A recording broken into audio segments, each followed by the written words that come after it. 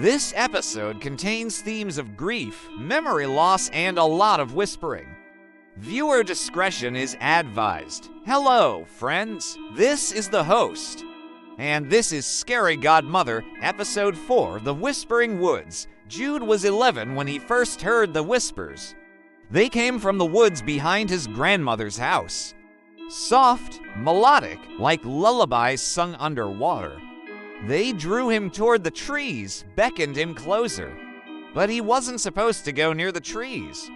His grandmother warned him. The forest listens, and it remembers. Jude lived with his grandmother in a ramshackle house on the edge of Whisper Wood. At least that's what Jude called the woods. No one else did. No one else even seemed to know about the woods. They weren't on any map. They didn't show up on satellite images. To everyone but Jude, the trees were a blur in the distance, a dark stain on the landscape. His parents were gone, lost at sea on a voyage that was supposed to take to weeks but never returned. His grandmother didn't talk much about them or anything really. She mostly slept. So Jude spent most of his time alone, playing in the dirt road outside their house, watching the clouds drift by or following lizards through the overgrown grass. And then there were the whispers. Sometimes he heard them during the day, sweet nothings carried on the breeze, nothing too distinct.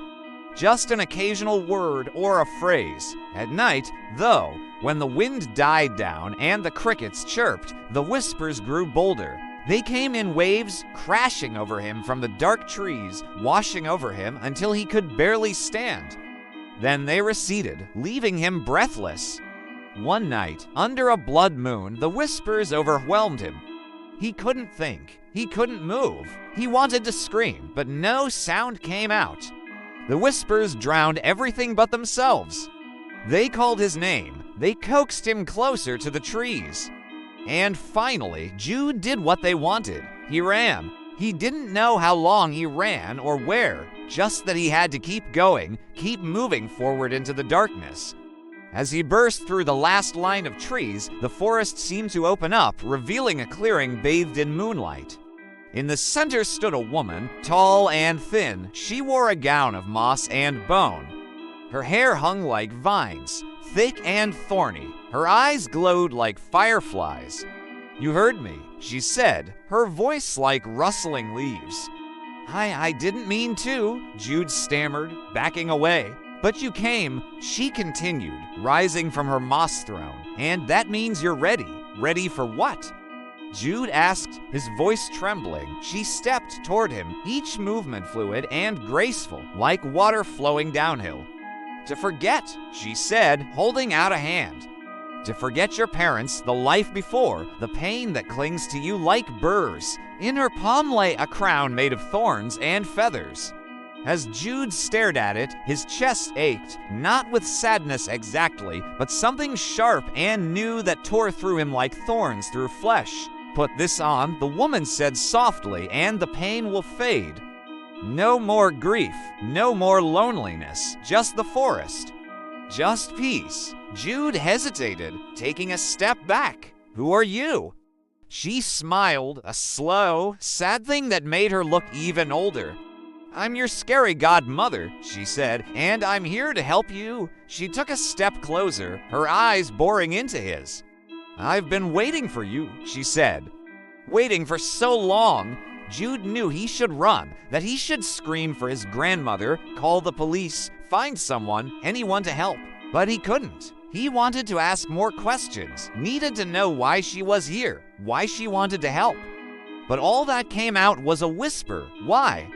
"Because I can end your pain," she said, reaching out again. "Because I can make you happy." Her hand trembled as she held out the crown. Jude reached out and took it. It bled when he touched it, trickling down his fingers like scarlet tears. He brought his hand away slowly, watching the blood drop fall onto the grass and disappear. As the forest grew darker, the crown pulsed in his hand. Its thorns pricked his skin, but he didn't care. All he could think about was the woman's words, her offer.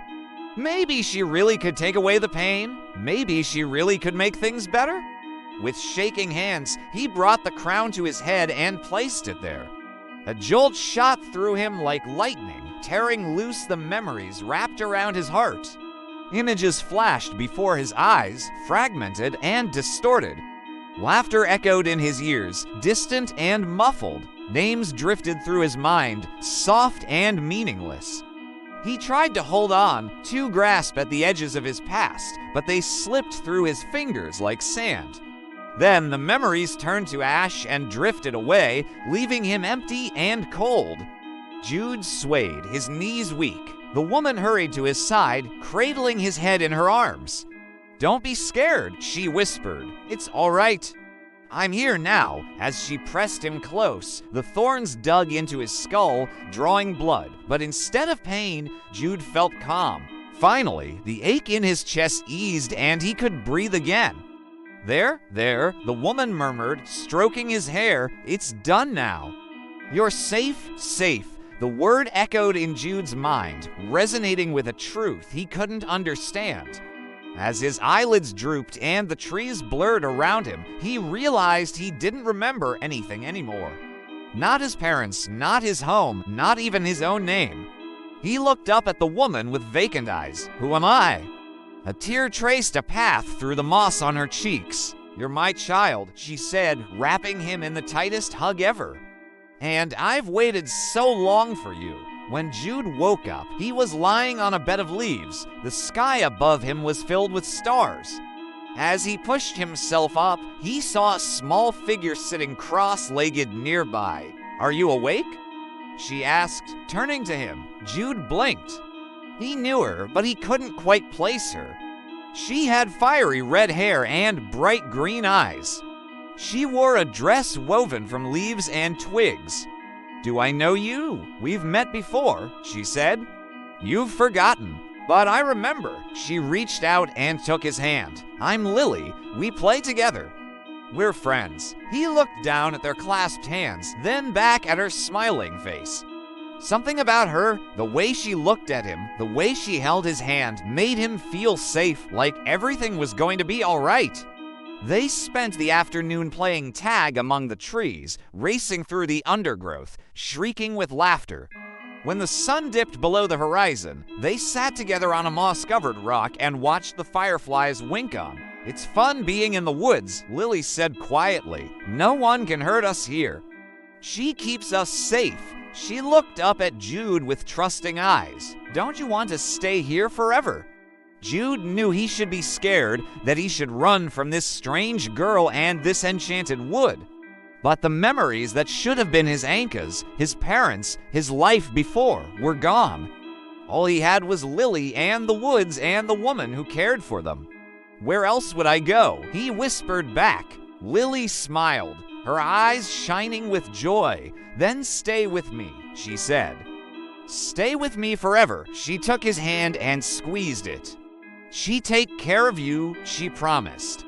"She always does." Jude looked back at the tree line, at the dark silhouette of the woman standing there, watching them. He felt a surge of love for her, gratitude, loyalty. She gave him a sense of belonging he'd never known. As the moon rose, casting long shadows across the clearing, Jude felt a strange sense of peace settle over him. He didn't remember his old life, but with every passing moment, he felt less and less like he wanted to. All that mattered was the girl beside him and the woman in the trees. They were his family now. This was his home. And no one, not even a scary godmother, could take that away from him. Now hikers say they hear whispers in those woods. A child's voice calling softly, "Come play, it's safe here." She loves us, and sometimes, if the moon is red, they see him, a boy with glowing eyes wearing a crown, smiling. Thanks for listening. If you enjoyed this episode, please share it with a friend. And check out our other content for more scary stories. Also, don't forget to subscribe and follow our channel for more scary content. Thanks for listening.